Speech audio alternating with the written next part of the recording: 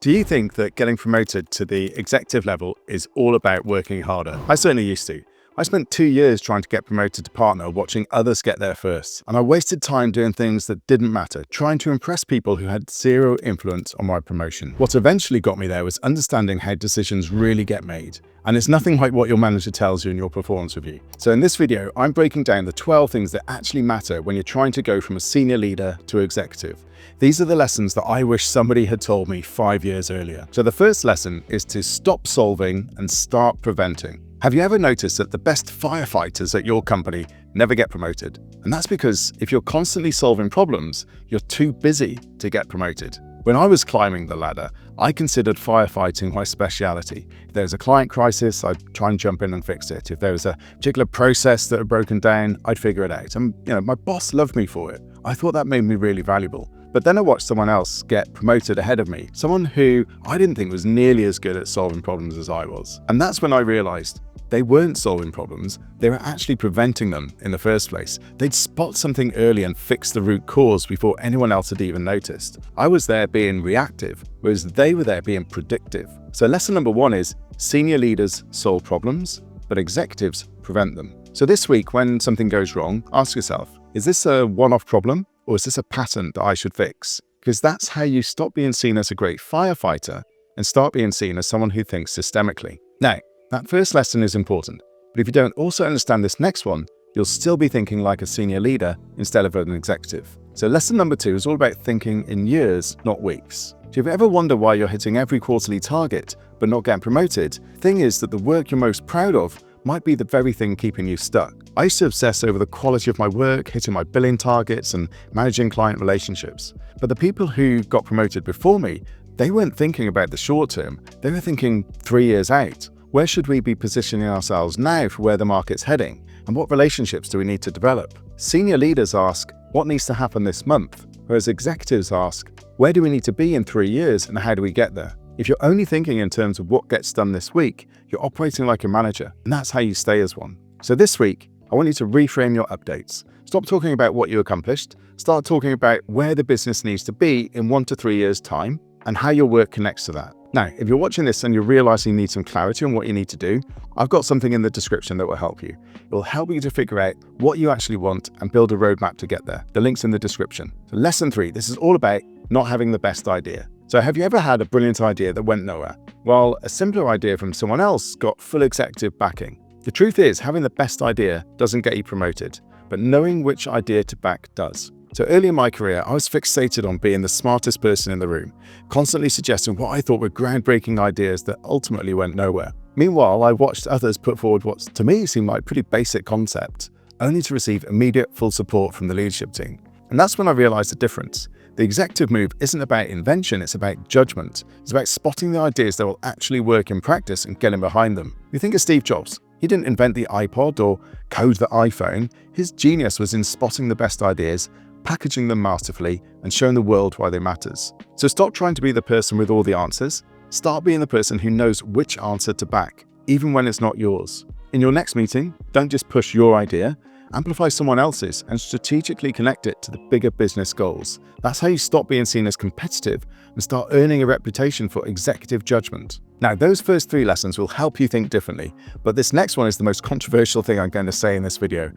But it's also the one that made the biggest difference for me. Lesson number 4 is all about ignoring your boss. So early in my career, I thought my whole job was to make my boss happy. I stayed late, I hit lots of deadlines, and I made him look good in partner meetings. And it worked. He trusted me, valued me, and put me on high-profile projects. And I figured I was next in line for partner. But when the partnership decision came, he wasn't even in the room.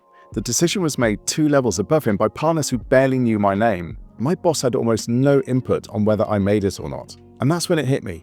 I've been playing the wrong game entirely. Stop trying to please your boss. Start getting noticed by the people who actually make the decisions. Your boss manages your day-to-day work, but the people 1 or 2 levels up decide whether you're going to get promoted or not. And look, I'm not saying ignore your boss completely or bypass them. That's definitely not a good idea.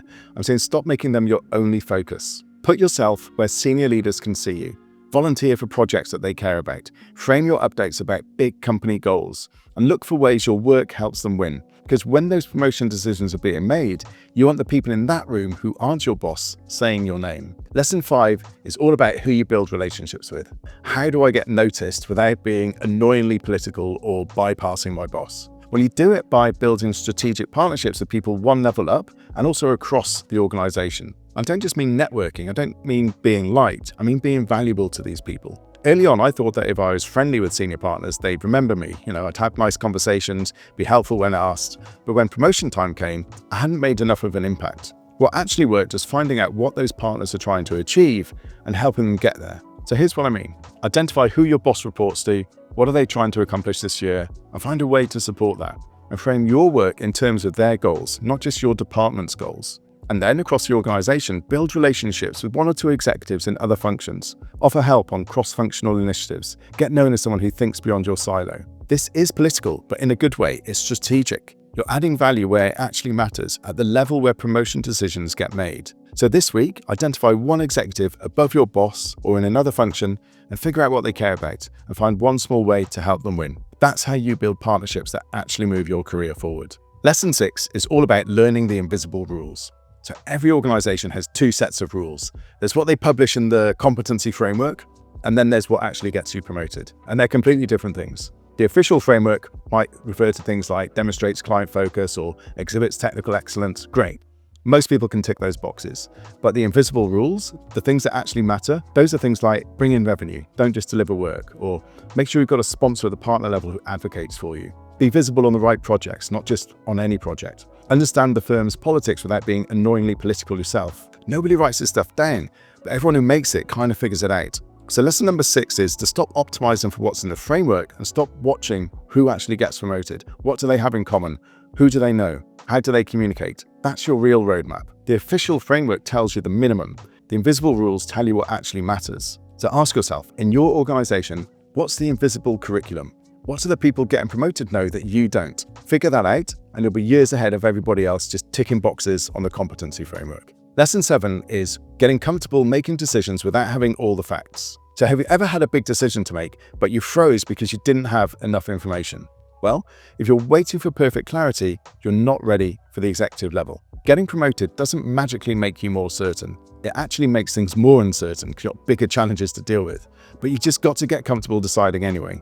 I remember having to make a decision on a very judgmental accounting issue of one of my clients. They wanted an answer urgently and I had to give them my view with limited information. Yes, it was caveated, but it still felt uncomfortable. It's a bit like driving in thick fog. You can only see a few feet ahead of you, but you've still got to keep going. You've still got to steer. Waiting for perfect visibility means sitting there forever while everyone else passes you by. And that's what decision-making feels like at the executive level. You're unlikely to have all the data all of the time, but your team is still looking to you to make the decision. Here's the framework I use.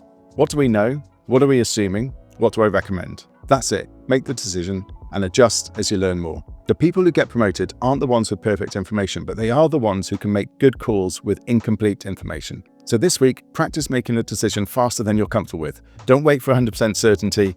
Make the call at 60% to move forward. That's how you stop being seen as hesitant and start being trusted with high-stakes decisions. Lesson 8 is to speak in outcomes, not details. So have you ever given an update in a meeting and halfway through, you could tell you were losing the room? If you can't hold attention when you speak, you're not going to get promoted. I watched a brilliant analyst present to a partner meeting once, and he walked through every step of his analysis, the methodology, the data sources, the calculations.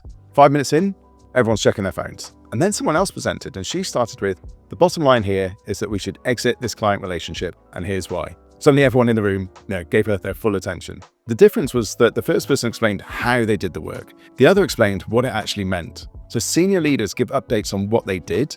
Executives give the implications. Think of it like watching sports highlights. You don't watch it to see every part of every game. You watch the highlight reel, the goals, the red cards, the final score. That's how executives want information. So in your next update, start with a conclusion. Here's what we decided. Here's what it means for the business. And then stop. If they want to know how you got there, they'll ask. But most of the time, they just want to know where you landed. So that's how you stop losing the room and start sounding like an executive. Lesson 9 is all about crisis moments. So these are the things that can make or break you. Earlier in my career, we had a major client situation blow up. It was our fault. The partner was in another country. The client was furious. and everyone's looking to me to fix it. So I wanted to panic. I wanted to explain why it wasn't my fault specifically. And I just wanted to wait for the partner to come back and sort things out. But instead, I took a breath, I got the facts, I made the call, and I handled it. It actually went better than I thought it was going to. And the next day, the partner called me and said that they'd managed it very well. And that one moment changed how people saw me. People might forget 100 normal days, but they never forget how you show up when everything's falling apart. So lesson number 9 is crisis moments reveal who you really are and people are watching. So here's how to show up. Breathe first, get the facts, take charge with calm clarity. The executives who rise are the ones who get calmer as everyone else is getting more stressed. That's the signal that you're ready for bigger responsibility. So lesson 10, your reputation is everything. So have you ever wondered what your bosses say about you when you're not in the room? Those conversations, the ones happening behind closed doors, are what decide if you move up or not. So think of your reputation a bit like a credit score. You build it slowly, point by point, with every interaction. But if you miss one payment, make one bad call, it comes crashing down. I really wish leaders remembered all the good things that you did, but they don't. They remember the one time you broke trust or lost your cool. I actually saw this happen to a client of mine who was a brilliant consultant. He had great client relationships, but he lost his temper in a meeting. And it took him 2 years to rebuild his reputation. And some people don't think we'll ever trust him again. Ask yourself, what's the one line I want people to say about me when I'm not in a room? Are you the person who gets things done? Are you the person who moves fast? Are you the person that people want to follow? Whatever that is for you, you can then filter your decisions through it to make it real and protect it, because your reputation is the foundation that everything else is built on. Crisis moments, your reputation, those are the basics of executive presence. But these last 2 lessons are about something deeper. They're about ensuring that the promotion you get leads to a fulfilling career and a lasting legacy for you. So here's something nobody tells you about getting promoted. Being good at something doesn't mean you should keep doing it. So I was really good at client delivery. I could manage complex projects, keep clients happy, hit deadlines, but it completely drained me. What actually energized me was developing people and thinking strategically about where the business should go. And here's what I realized. Executives don't do everything well. They do what they're uniquely good at and what energizes them. And everything else, they delegate. The senior leaders try to be good at everything, but executives know their zone and they stay in it. So lesson number 11 is figure out what work gives you energy and what takes it away.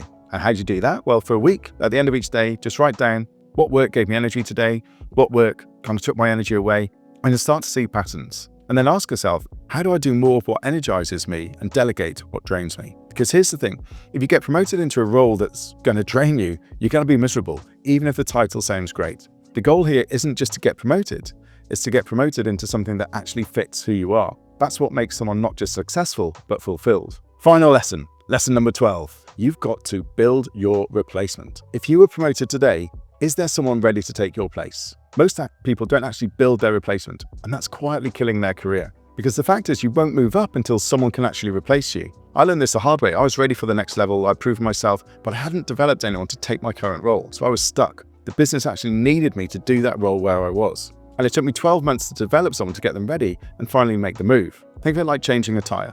If the person under you is just like a temporary spare, no one's putting that on for the long haul. So until you've built someone up who can be a full replacement, not just a temporary fix, you're not going to go anywhere. Start building your replacement right now. Don't wait until you're about to get promoted or you want to get promoted. Start 12 months before you think you'll need them. So here's how. Mentor one person specifically. Pick someone with potential and invest in them. Hand off real responsibilities to them, not just tasks, but actual decision making. And document your playbook. Make it so that they can run things without you. This shows senior leadership 2 things. 1, you're not holding on to your job out of fear, you're thinking ahead. And 2, you're building future leaders, which is exactly what executives do. That's how you prove you're ready to step up. Now, I know what some of you might be thinking, well, that all sounds great, Mostyn, but what if I'm too late? I've kind of been doing this wrong for years. Look, I wasted years playing the wrong game. You're not too late. The people who make it aren't the ones who started perfectly, they're the ones who figured it out and changed. Or maybe you're thinking, what if I focus on building these partnerships and it comes across as too political? Well, here's the thing for you. There is a difference between being strategic and being annoyingly political. If you're adding genuine value to people's priorities, that's strategic. If you're just sucking up without delivering, that's annoying, and people can tell the difference. Now, if you want to go deeper on this, specifically on figuring out what you actually want at the executive level and building a clear plan to get there, I've created something that will definitely help you. So if you're a senior leader who's feeling stuck or frustrated, or you want to get real clarity on your next move, whether that's a bigger role, a different organization, or something else entirely, check out the link in the description.